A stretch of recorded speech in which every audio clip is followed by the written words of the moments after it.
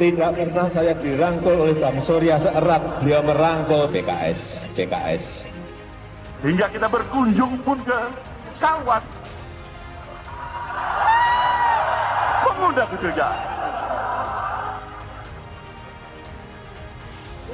Ini bangsa model apa seperti ini?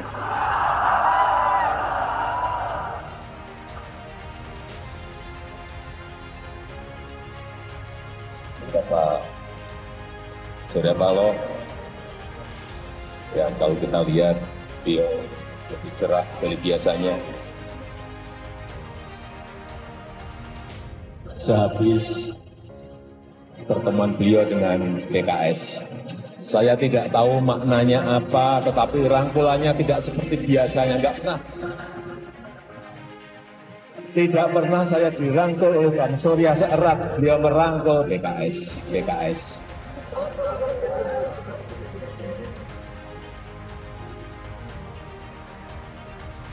Tadi di holding saya tanyakan ada apa, tapi nanti jawabnya nanti di lain waktu mau dijawab. Ya saya bertanya dong, karena beliau masih di koalisi pemerintah. Hingga kita berkunjung pun ke kawan pemuda kecil.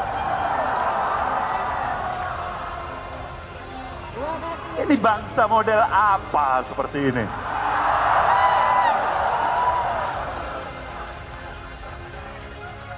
Tingkat diskursus politik yang paling picisan di negeri ini. Hubungan rangkulan tali silaturahmi pun dimaknai dengan berbagai macam tafsir dan kecurigaan.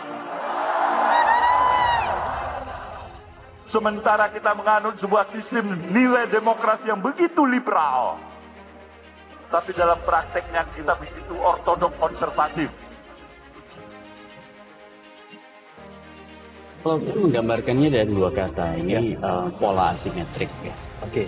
Jadi dalam Pola asimetrik. ya, jadi dalam politik itu sangat dinamis, sangat cair, dan tidak harus selalu bersifat simetris. Kalau simetris kan dua partai misalnya yang berbeda, tetapi polanya sama, misalnya sebagai oposisi atau sebagai ruling party, sebagai penyokong pemerintah. Kalau kita tangkap ya, read between the line, itu jelas pesannya diarahkan ke Gerindra, satu lagi ke PDI Perjuangan. Ya, dua. Tentu ucapan dari politisi itu tidak bisa to the point yang disampaikan oleh para pengamat. Ya. Politisi pasti menggunakan kata-kata yang lebih terukur, yang lebih measure. Tetapi kita paham betul arahnya ke sana.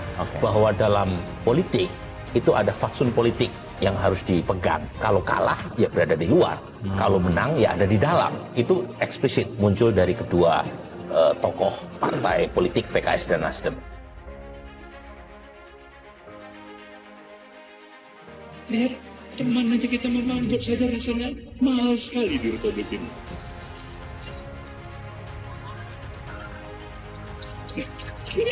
Apa yang mau kita lihat?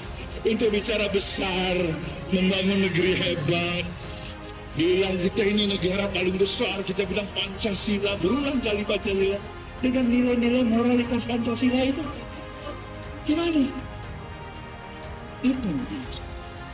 Apa yang salah bagi partai, institusi, partai politik di luar pemerintahan? Itu pertama. Tidak ada yang salah.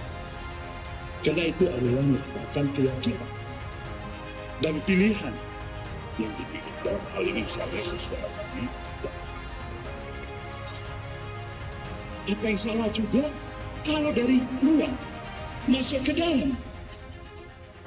Dalam hal ini kawan-kawan kami yang kami hargai, Partai Gerindra, Mas Prabowo, kami anggap itu juga pilihan.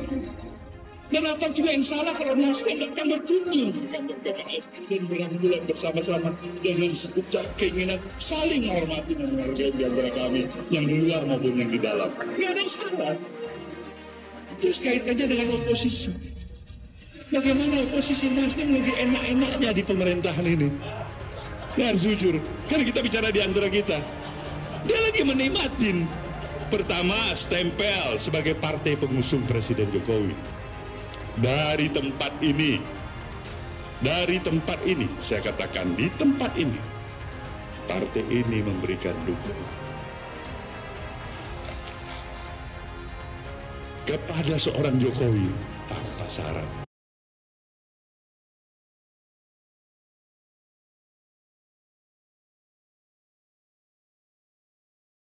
Berdasarkan beberapa survei yang menunjukkan tingginya elektabilitas pasangan Anies Agus Harimurti Yudhoyono, kini Partai Nasdem mulai bermanuver dengan mendekati PKS dan menjalin kerjasama politik dengan Partai Demokrat.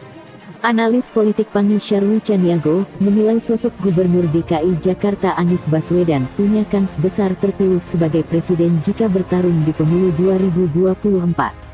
Peluang inilah menurutnya yang sedang dibaca oleh Partai Nasdem dengan mendekati Anies sejak awal. Salah satu langkah yang dilakukan oleh Nasdem dengan mendekati PKS sebagai salah satu partai yang mengusung Anies Baswedan di Pilgub DKI Jakarta. Selain itu, Nasdem juga sudah mulai melakukan kerjasama politik dengan Partai Demokrat yang memungkinkan nantinya akan mengusung pasangan duet Anies Agus Harimurti Yudhoyono di Pilpres 2024. Yang jelas, Nasdem dari dulu partai yang pintar membaca peluang dan paham momentum politik. Anies bagi Nasdem adalah pemimpin masa depan. Nasdem percaya Anies punya kans besar terpilih sebagai presiden 2024. Direktur Eksekutif Foxpol Center Research and Consulting ini berpendapat bahwa Anies akan menjadi bakal calon presiden yang akan dipertimbangkan banyak partai.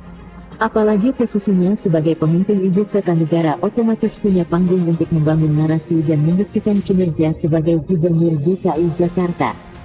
Gubernur DKI adalah tiket untuk capres. Tinggal nanti Anies mencari partai. Nah, Nasdem ini kan piawai membaca selera, momentum dan membaca kans pemimpin yang lagi moncer.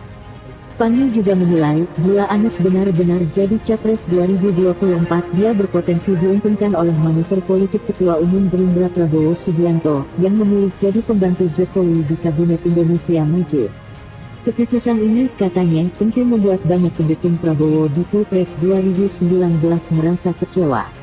Namun demikian, Pangi memaklumi bila saat ini partai pimpinan Surya Paloh masih enggan komunikasinya dengan Anies dikaitkan dengan Pilpres 2024. Itu karena Nasdem masih berada di koalisi pemerintahan Jokowi Ma'ruf Amin. Saya kira nanti Nasdem akan lebih terbuka dan menjelaskan alasan mendukung Anies pada waktu dan momentum yang pas. Sekarang menjaga fatsun politik bagi Nasdem penting, takut disebut main dua kaki.